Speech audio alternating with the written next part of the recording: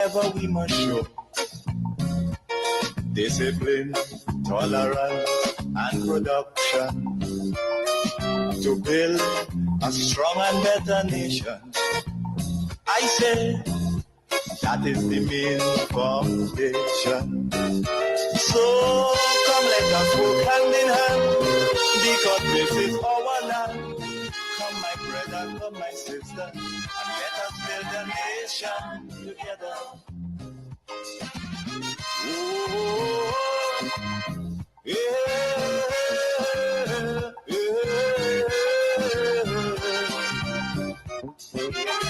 oh,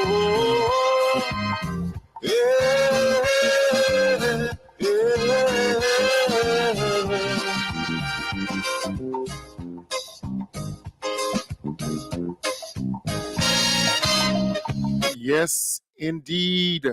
Come, my brother, come, my sister, and let us build Grenada, Carriacou, and Petite Martinique together. This is our home, and we need to try our very best to make it better, to transform it for our children and children. We can do it. Just do it, as the Nike slogan says, or logo.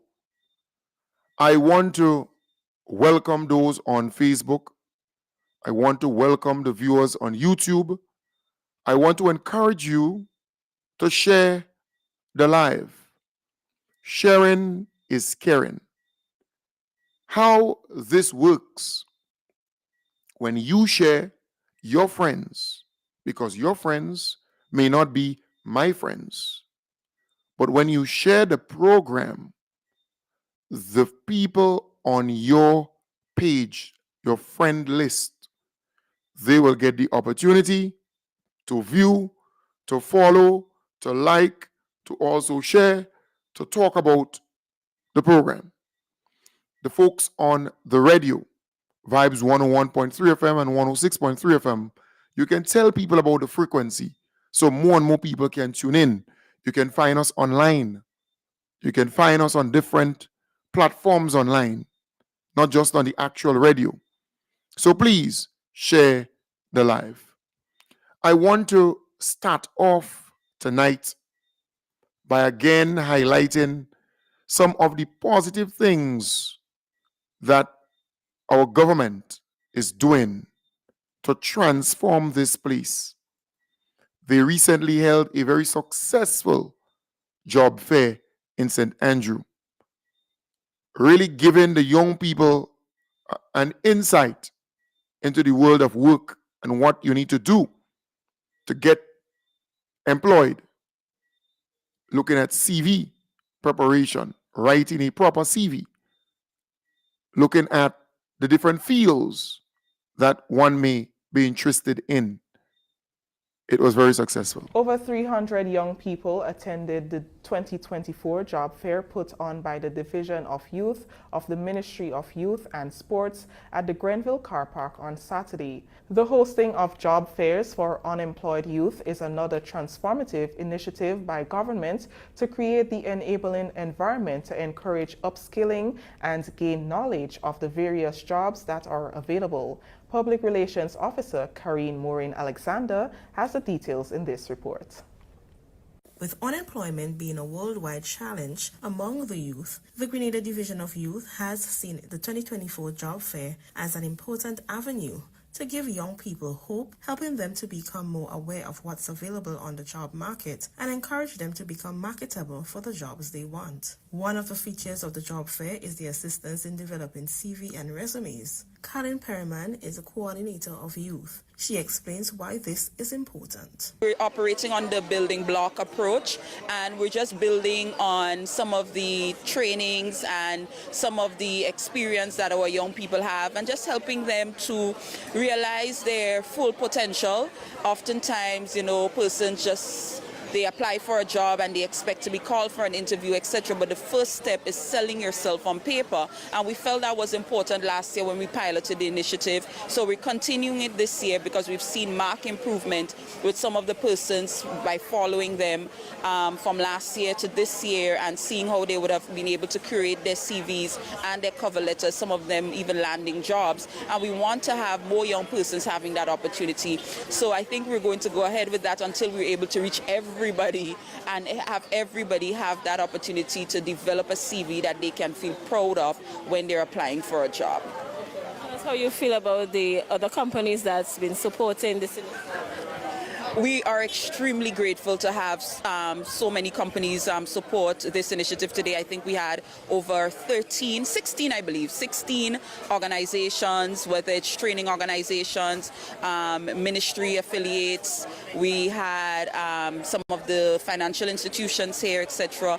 We're extremely happy to have had all of them. We definitely, as I said, we are insatiable at the Division of Youth, so we wish we had more. So we are looking forward to more partnership in the future for similar initiative, and we're hoping that persons who were not able to make it out to this particular one, they would reach out to us, or when we reach out to them, they would be amenable to participating in future initiatives like this. Some of the employers expressed that they were able to find persons attending the job fair that possessed the necessary skills they were looking for and will soon be joining their organizations. The young people that came out today, they are eager to start their career paths. They just need some guidance and some support. Sometimes, they might come to get a job, but sometimes they just need some sort of mentorship to help them, point them in the right direction, the type of courses they need to take, the type of training they need to take. But today it was an awesome opportunity, and I'm definitely looking forward to employing several of them. So today we are here encouraging young persons to be a part of the Youth in Agriculture project. It's a project, 3-year project funded by the Caribbean Development Fund, and it's implemented by the Ministry of Agriculture. It's a project where young persons can have access to 3 areas, so they can have access to training, mentorship, they can have access to funding of loans and grants. I think a lot of young people got information that they did not expect to get. I think they left here with a clearer picture on the steps that they need to take. So hopefully they would have listened to our advice and followed it, and they would get to where they want to go successfully. Minister for Youth, Senator the Honorable Jonathan Lacrette, was present at the job fair and expressed how pleased he was with the turnout, both of the attendance of the young people and the number of businesses and companies that were present to conduct interviews and in some instances mentored and were engaged in steering the young people along the path to becoming employable. He had this further encouragement. It's not going to be the first and it's not going to be the last job fair. Even though it's going to be an annual event, you always have other opportunities to ensure that you do your curriculum vitae, you do your CV, etc. And you put yourself out there and you make yourself marketable so that in the event that job opportunities arise, you are at the top of the employer's list. Yeah? I believe in perseverance, I believe in commitment and dedication, and as an individual you have to be dedicated and committed to wanting to achieve what you want. We are adults, we know that the world outside there is not easy. Sometimes it's survival of the fittest, sometimes it's in our local parlance, dog-eat-dog world. And in order for you to be able to survive, you have to have the tenacity and the fortitude to be able to push forward and really advance yourself in what you desire to achieve and you desire to accomplish at the end of the day. So I want our young people to be a little bit more courageous. The Bible says that the righteous are as bold as a lion, so we want them to be more bold, we want them to be more courageous, we want them to be more fearless in the pursuit of academic excellence. The Division of Youth's Job Fair is expected to be an annual initiative. Right, so thank you very much there, the Ministry of Youth, the Honorable Jonathan Lacrette, and the team. That's really positive. That's a good thing, giving the young people that exposure, giving them the opportunity to really prepare themselves for the world of work. That's a very, very good thing. I want to applaud you and the team for that. All right. Let's move to another positive thing, because tonight we want to highlight the positives. 62 senior and middle managers, nurses, and other health practitioners within the Ministries of Health, Mental Health, Wellness, and Religious Affairs have completed online courses in Leadership and Management in Health and Global Mental Health from the University of Washington. This certification forms part of the ministry's plans to build capacity to improve the services and operations of the health sector. Permanent Secretary in the Ministry of Health, Rhonda Jones, says the 11-week program focused on capacity building in leadership, strategic planning, empathy, and key habits to adopt when dealing with challenges within the sector. Both of the courses, Leadership and Management in Health and the Global Mental Health Training Program, focused on passing on practical leadership and management skills to the participants. These skills are essential for working within a public healthcare environment. The courses aimed to improve the delivery of the quality of health services by strengthening participants' leadership and management skills. Participants were given the opportunity to interrogate and understand their leadership strengths and weaknesses. They also had the opportunity to engage in individual learning plans that would underpin and guide their professional development. Both programs allowed participants to approach management challenges in health settings with core knowledge of and skills in organizational management as the overarching guide.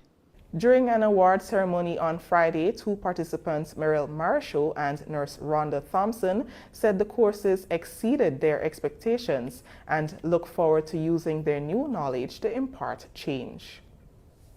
The Global Mental Health course turned out to be more than I imagined it would be.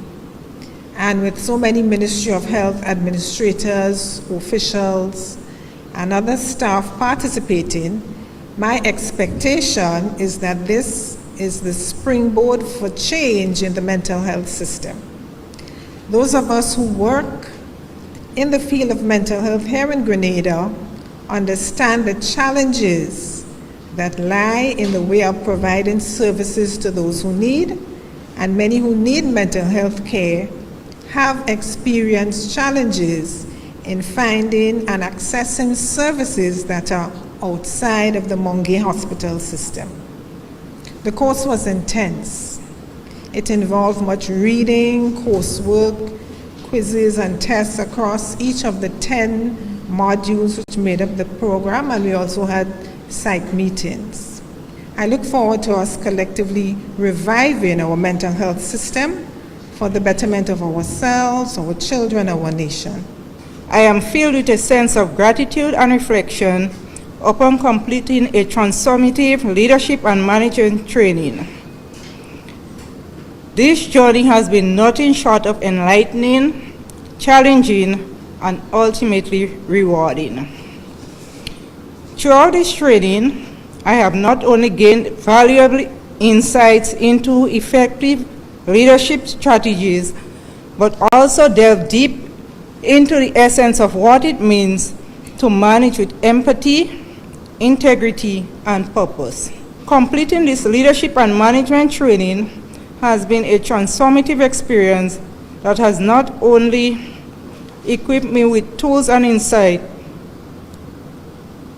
to lead effectively, but has also deepened my understanding of myself and others. Minister for Mental Health, Wellness, and Religious Affairs, Honorable Delma Thomas, encouraged the awardees to use their skills to tackle challenges and make a difference within the sector. The knowledge and skills you have acquired during this training are powerful tools.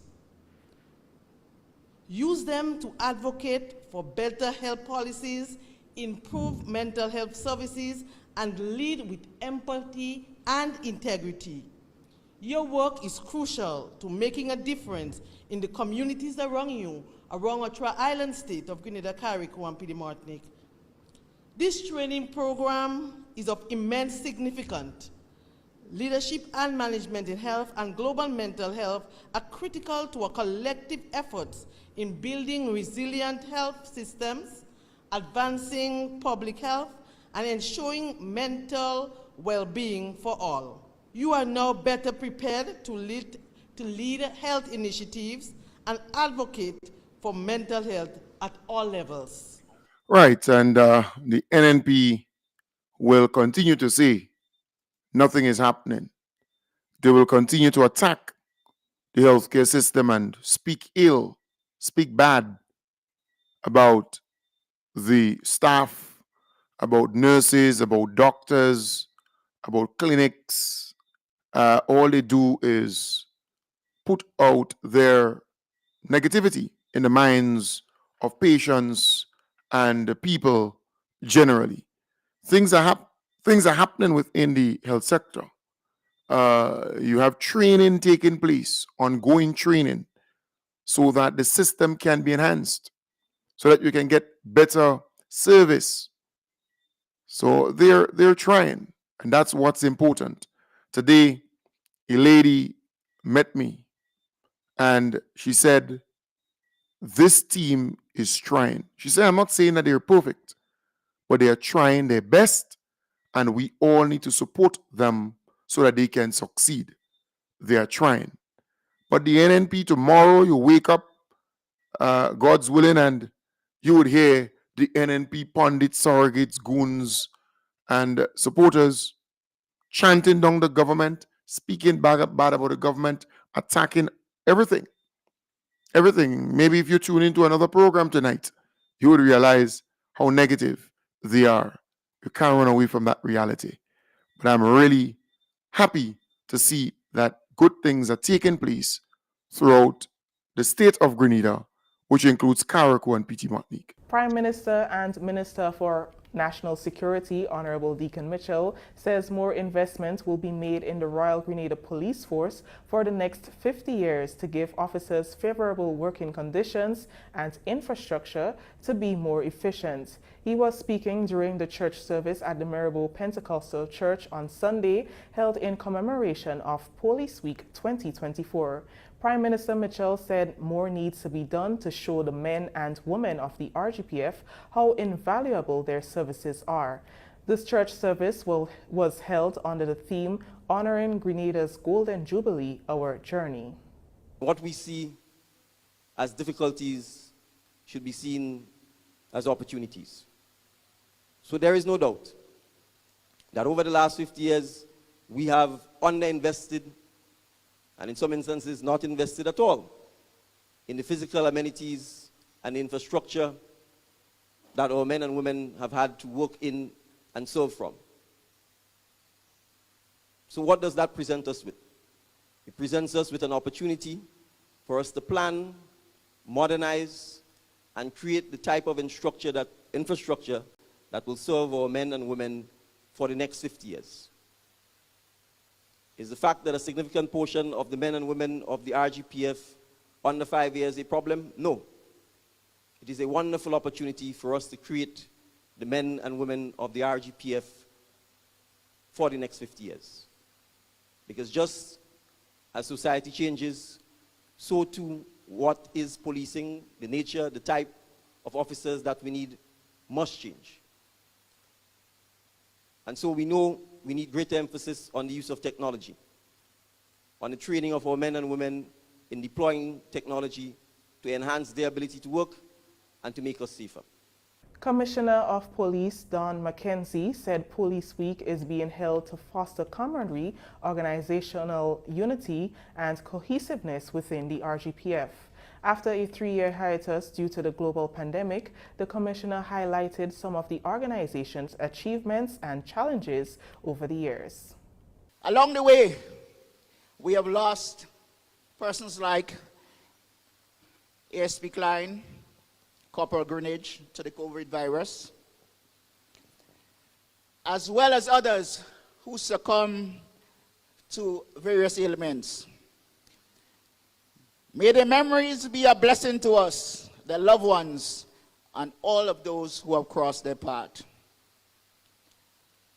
During this period, we have also made gains. It is now fair to say that 20% of our current workforce has less than 5 years service in the organization. while some may say it seems as a disadvantage. We have the view that the recruitment creates an excellent platform for providing our country's policing needs for the better part of the next 50 years of our independence.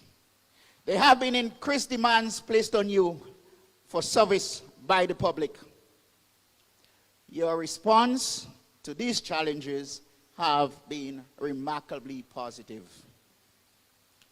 From breakthrough in solving our most recent murder investigation, to record levels of firearm and drug seizure, to adopting a proactive policing posture that allows for a more rapid response to public calls for service, your accomplishment has been extraordinary. Pastor Joseph Rayburn encouraged the officers to remain faithful to the call of duty and serve with distinction. Be faithful in carrying out your duties. Be faithful policemen in carrying out your duties. Well, let me say men and women. But when I said men, I'm also speaking, that's right. In the master's hand, that we finish well. And then we'll be crowned. Several activities were held during the month of May leading up to Police Week, which will run from June 2nd to June 8th.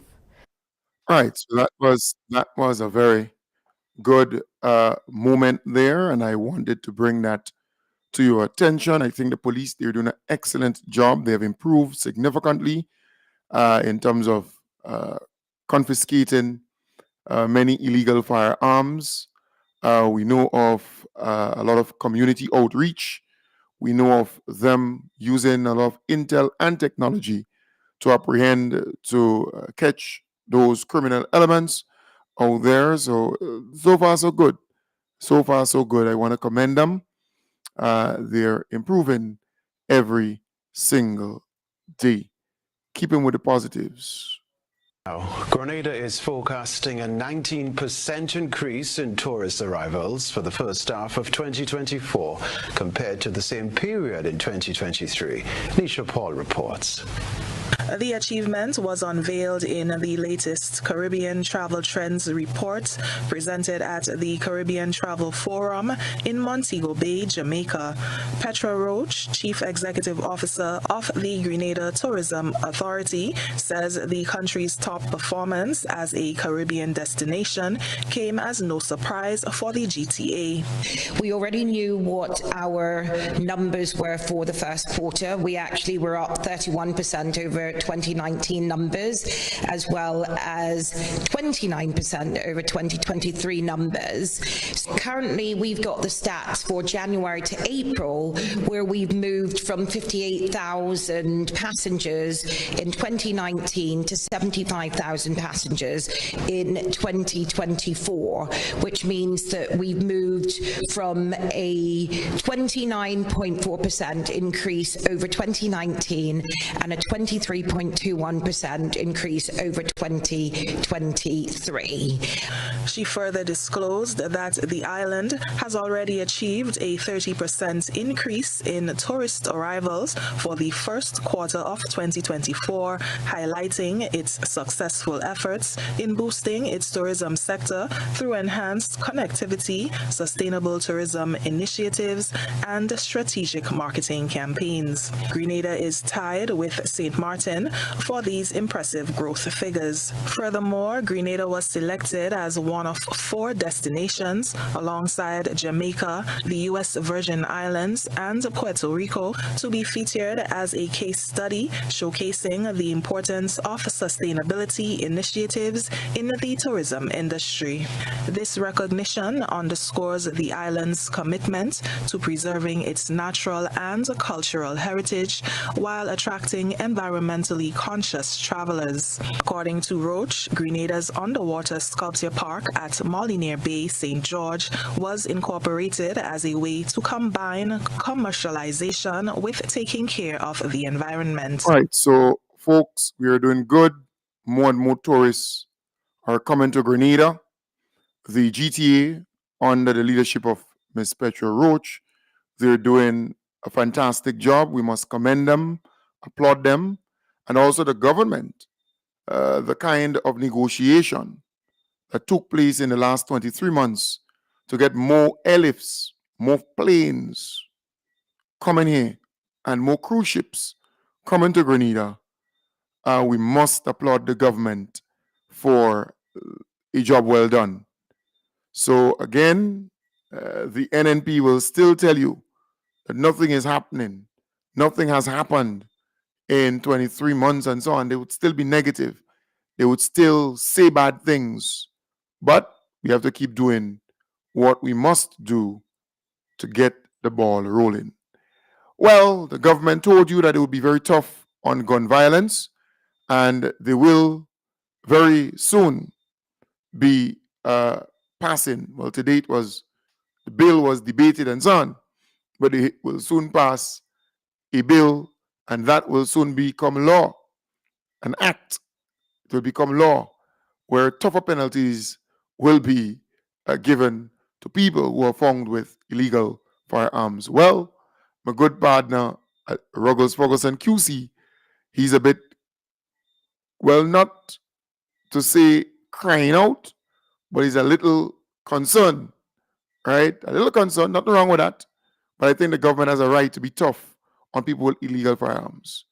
Also criticized proposed changes that would eliminate the magistrate's discretion in sentencing for firearm offenses. So whereas before on summary conviction, you had people liable to a fine of $4,000 and 2 years in prison, a maximum of 5 years, or a maximum fine of $20,000. The proposal is to remove the fines altogether, significantly increase the sentences,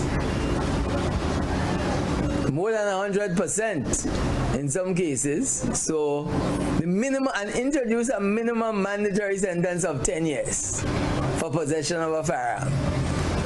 10 years in the magistrate's court and a maximum of 20 years. Remove the element of the fine and impose a prison sentence with, if you are found guilty, the least sentence you can get is 10 years. No. And in the case of the High Court, to tie the hands of the High Court and have it, if it's an indictable charge, a minimum of 20 years and a maximum of 40 years. He called for a more measured approach, inclusive of public consultation. Right, so I am happy that the government is tough on people with illegal firearms, and I think that it should have been even more. All right, if you're found with a firearm, it should have been 30 years and no bail and that kind of stuff. I believe that it has to be tougher. But so far, the mere fact that the lawyers are balling out, it means that it's already tough. So let's keep it going. Let's keep it going. All right. So I want to feature my good friend Peter Garnett, a gentleman who has been very supportive of what I have been doing here on the program for the last 10 years. He was the guest of honor at my anniversary celebrations. I want to feature his presentation. And then I will feature the Most Honorable Deacon Mitchell's presentation today, at least his rebuttal to Emmeline Pear today on the whole issue of education. Dear Kem, valued guest of this celebration, fellow Grenadians, I am Peter Garnett. I lived on this beautiful island for many years. My citizenship is earned, not purchased. To my sincere regret, I cannot be with you in person. Already existing commitments could not be changed on a short notice. Let me please say a few words, as my relationship with Kem is a very special one. It is with great pleasure and admiration that we gather here today to celebrate a remarkable individual whose unwavering commitment to truth, justice, democracy has left an indelible mark on our society. For nearly a decade, Kem Jones has been a steadfast beacon of hope and a voice of reason in our community, fearlessly championing the cause of political transparency and accountability. As we look at this decade, we can go back to the year 2014, when it all started. At this time period, and also before and after, I've been fully engaged with Grenada Broadcast and my friend George Grant, who passed away all too soon. Being active in this domain, it was a small step for me to become aware of Kem. We have been in close contact since, and I witnessed, besides his achievements, also the fierce challenges he had. At the beginning, he left home at 6 in the morning to be ready by a befriended radio station at 7 for transmission.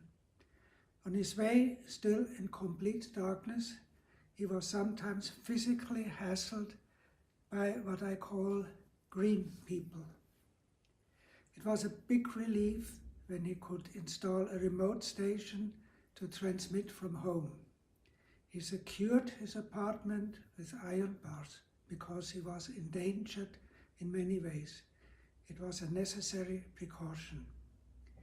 He lived on a shoestring, although he could have had a much easier life, but he stuck to his ideal and to his mission. As his listenership grew, his open and clear message became more and more a problem for the corrupt administration of the then long-time ruler. Keith Mitchell had already a practice of bullying George Grant and illegally shut down his radio station more than once, in October 2014, for example. So he started to attack Kem likewise. Just two examples. A devout attorney sent a letter on behalf of Keith Mitchell instructing Kem to apologize officially for statements which he made on the radio station and of which he claimed that they seriously damaged his reputation. Otherwise, he would be sued for damage to the amount of $150,000 easy dollars. The statements, by the way, were already published, so it was public domain. I hope the claim was correct and the Prime Minister's reputation was actually damaged. But I ask myself how something can be damaged that hardly exists and cannot be found.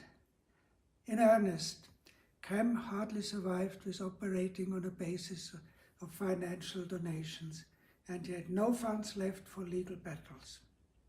It was an obvious attempt to stop Kem in his activities, but he stood firm, did not give in, and won the case.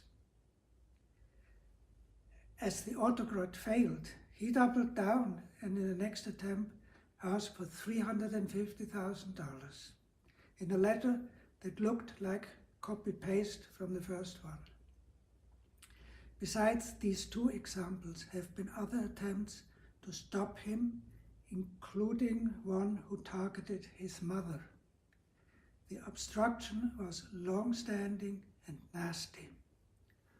Only a man with 100% commitment and a strong character could withstand all those repeated attacks and stick to his mission. For this we salute you. The mission was all about fighting to save what was left from the democracy and from democratic rights. It was the fearless voice of Kem which made the public aware of the reality, the selfish actions and lies of the then administration. The only opposition party had not nearly the power to prevent negative trends. The NDC struggled with no fault of its own.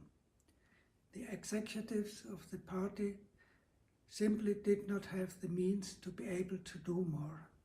Most of them lived on a shoestring, and the others have been overworked. It was not a basis for big actions. Nobody could expect at this time that one day a young and charismatic leader would appear out of the blue and lead the party to a clear victory. I am not the only one of the firm opinion that the NDC, all of a sudden strong, united and dynamic, would have achieved a victory on its own. There was a solid groundwork built and maintained by Kem for the NDC to build on. The condition created by Kem was an indispensable prerequisite for the party to take advantage of to succeed. For this, I thank you. We thank you. Without you, the tide would not have changed. Grenada is now on a good path and progress is visible. One can raise the question if your voice is still needed. The answer is a clear yes. You are critical as you have always been, and thus you provide checks and balances in an objective manner. This is very important in the future as it was in the past. Your courage to uncover lies of some circles is today as important as it was years ago. Kem, your dedication to the ideals of democracy, transparency and justice has touched the lives of countless individuals, inspiring us to strive for a better tomorrow. On behalf of all those whose lives you have touched, I want to express our deepest gratitude for your selfless service and unwavering commitment to the cause. As you mark this significant milestone in your journey, may you continue to be guided by the principles of truth and integrity, knowing that your mission is of utmost importance for the well-being of Grenada. Congratulations, Kem, on 10 years of a remarkable service to our community. We salute you. Thank you. Right, so that was Peter Gannett. This gentleman supported me throughout the 10 years unwaveringly. In other words, anytime I ask, once I'm in need, I will be assisted within short order. And he continues to be a very firm supporter of what I do, though he's now back in Switzerland. All right, in Switzerland. All right, at this point, I want to feature our beloved Prime Minister's contribution to, rebuttal, more so. You can call it contribution on the, I think it's the Education Amendment Act of 2024, or that bill, not the act, but a bill. After Emlyn Pierce spoke, he came on. Thank you, Mr. Speaker.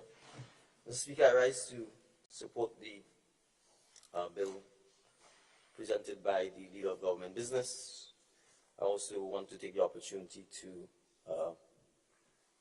particularly in relation to the former Minister for Education and MP for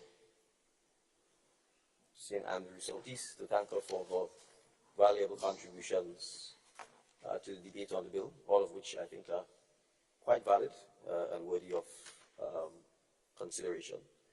I think it's important, Mr. Speaker, for us to distinguish between operationalizing and legislating. We're here to obviously legislate, and the Leader of Government Business made it clear that the bill is succinct. Our education system is not.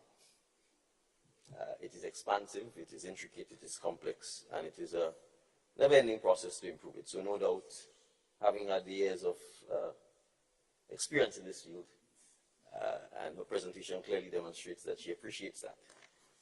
But Mr. Speaker, if you want to build a house, you first have to acquire the land.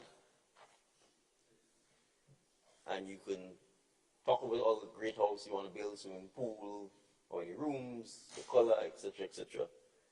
But you have to have the land first.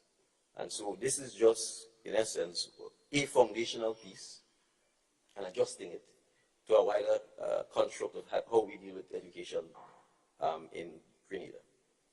So, Mr. Speaker, let us just talk about some of the nuances we have in our education system as it relates to youth. And that's the starting point. And the MP for St. Andrew Southeast is correct that the current Education Act, in fact, does allow for a young person voluntarily to remain in the education system at least until 20. But what we are dealing with and what is succinct is the compulsory education age. The age by which we are saying you ought to remain, you ought not to be given a choice to say, I'm exiting the education system. And I want to distinguish between exiting the education system and secondary schools.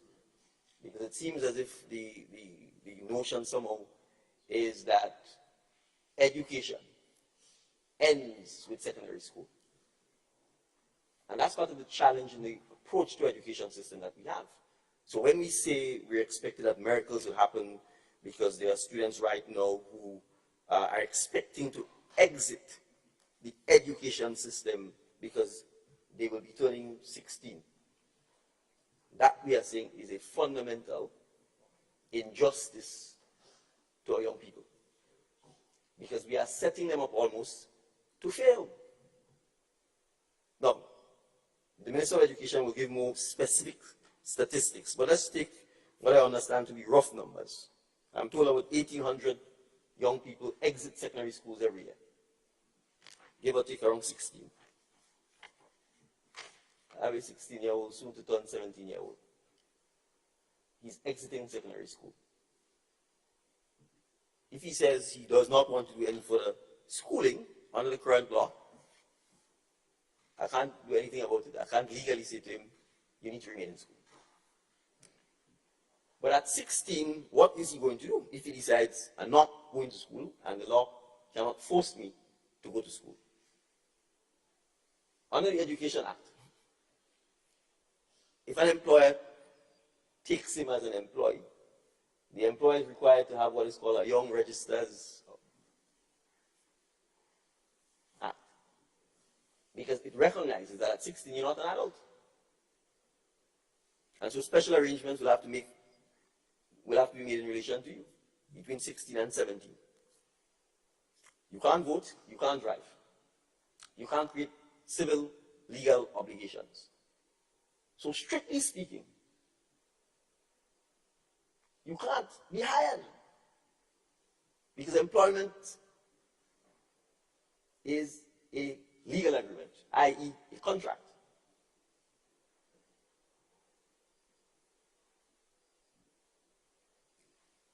Let's operationalize this. If 1,800 leave school, and TAMCC takes maybe 1,000, NUNO takes 400, what happens to the next 400?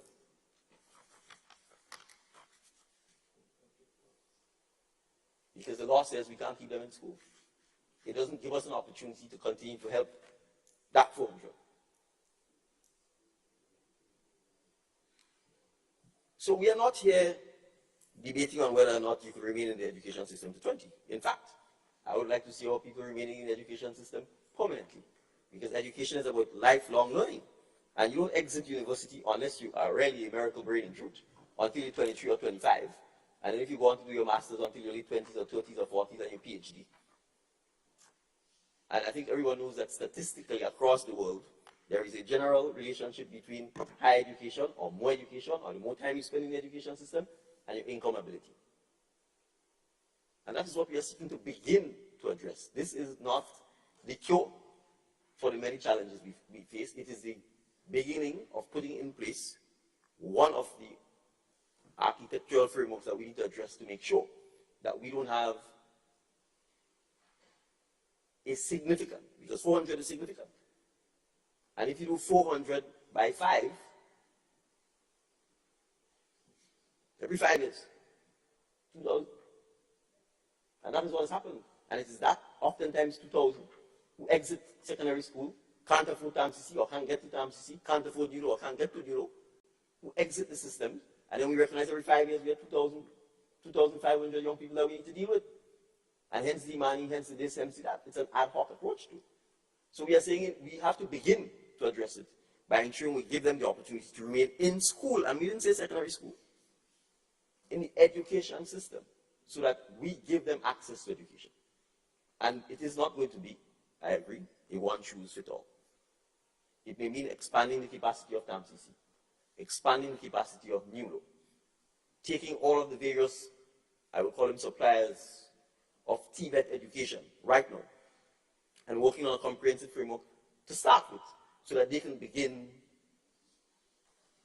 to be the ones who help us provide these services to these young persons who otherwise, because there is no legal obligation to continue educating them, or for them, more importantly, for them to remain in school, could opt out, and will likely opt out to their own detriment. And all of the statistics show, Mr. Speaker,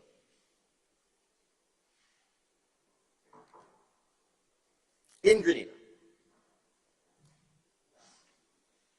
that the poorest group of people, those with the highest rates of unemployment, are those who spend the least time in the education system. And that's an incontrovertible fact.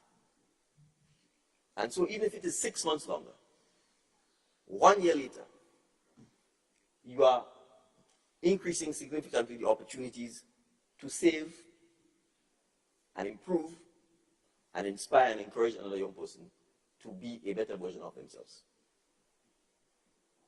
So whether it is skills training, whether it is life skills, one of the things we need to address. And the MP for St. Andrew Northwest and the Minister for Mental Health talked about those things. It is an opportunity, even if it's 1 year more, to deal with things like life skills, conflict, negotiation, emotional intelligence. A lot of the things that, because we are concerned with certification, and when you get 14 or 15 or 16 or 17 CXCs, but then you have a conflict with a fellow student and you have the skill set to talk it through, to resolve it. So I agree that technical, vocational education in particular should not be trying to save you after you spend 5 years of struggling with academic education. And I know the Minister of Education and the Ministry of Education are quite keen to get us to the point where, from a very early age, the opportunity to start streaming based on the passion of the students, their abilities, their skill sets, and being able to identify that, so that we don't put our students who may be creatives through 15 years of trying to turn them into an academic.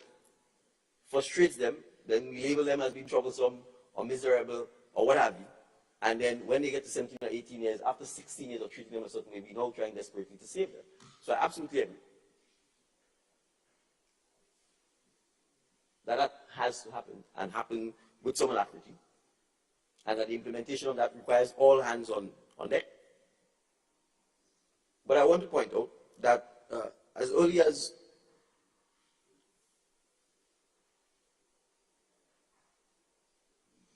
May of last year, the Ministry of Education, Youth, Sports and Culture began the TVET expansion program in primary schools.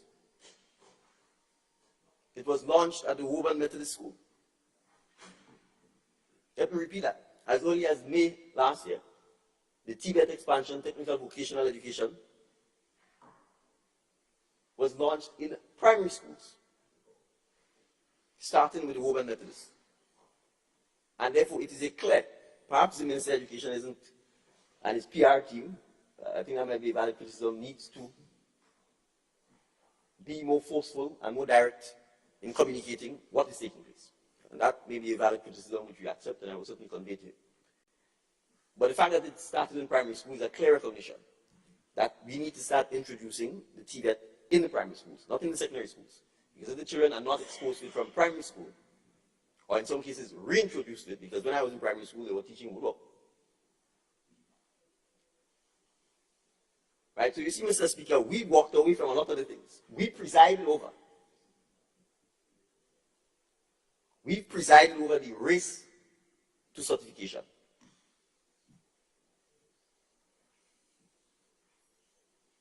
We had the opportunity to make the compulsory education age 18.